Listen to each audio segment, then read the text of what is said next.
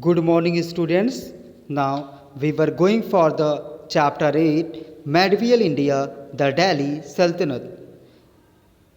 According to your syllabus, we were going for inscription of Qutub Minar, political history and administration of Alauddin Khilji and Muhammad bin Tughlaq.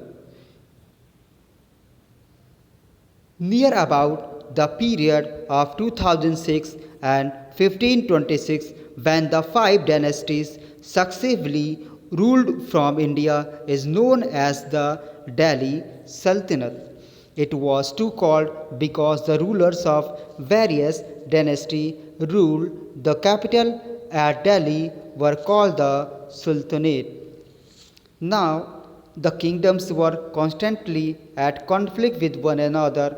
This lack of political unity was largely responsible for quick victories of the Turk over India. The sources which given information about the Delhi Sultanate. Basically, these sources are present in the official record, administrative manuals, biographies, autobiographies, and court chronicles and foreign travelers. Account and private correspondence provide much information for reconstructing the history of Delhi Sultanate. On the basis of the important sources of Delhi Sultanate, so now we were going for monuments.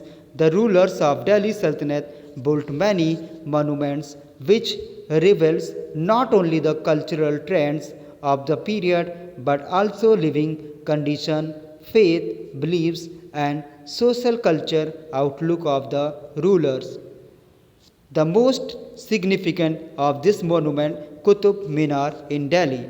It was started by Qutubuddin Aibak and was dedicated to the Sufi Sant Qutubuddin Bhaktiyar Kaki, who was greatly venerated by the peoples of Delhi. The structure completely by Iltutmish. Its special features are: when originally completed, it rose the height of 71.4 meter with 4 stories there. The tower was damaged by lightning in 1369 and in the course of repair and renovation, Firoz Shah Tughlaq further raised its height. Qutub Minar have 5 stories tapering and they ascend. Each stories are separated from other by projecting balcony. The entrance is through the doorway on the northern side in Qutub Minar.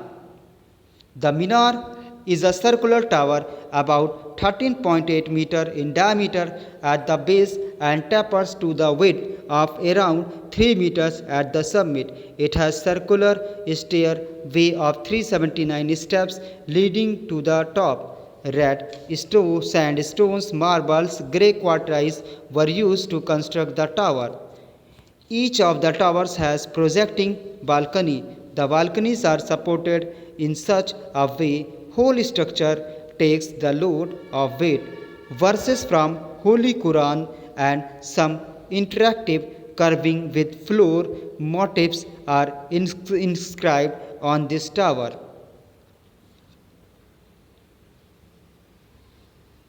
Khilji Dynasty.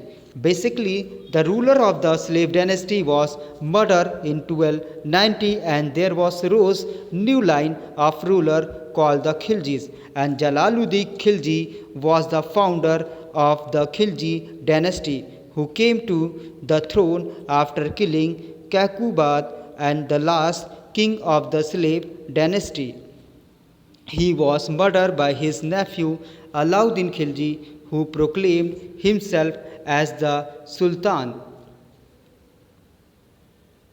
Alauddin Khilji. On ascending the throne, Alauddin had faced a rebellion of Mongols who had earlier settled Delhi. When Alauddin heard all the rebellion, he got many Mongols massacred.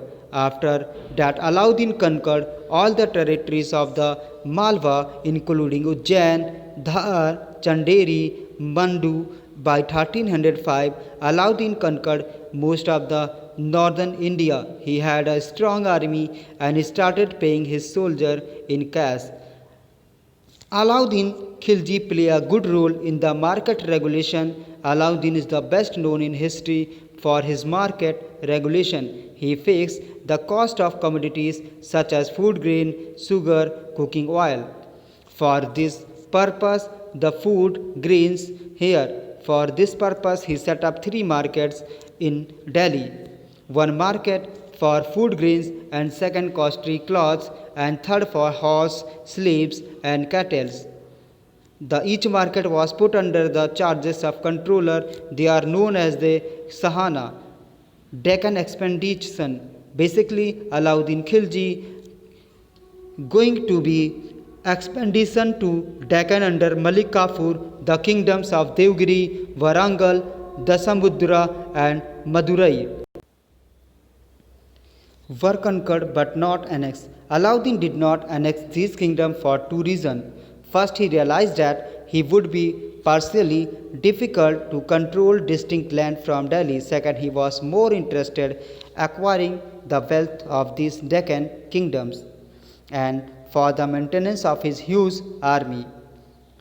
Measures against nobility. Alauddin Khilji came to be the throne. He had to face series of rebellion from the nobles. He took number of measures to crush the power. The nobles were allowed to hold parties or festivities to form marriage alliance without the permission of the Sultan. The use of wine intoxicant was banned. Gambling was forbidden and gamblers were severely punished.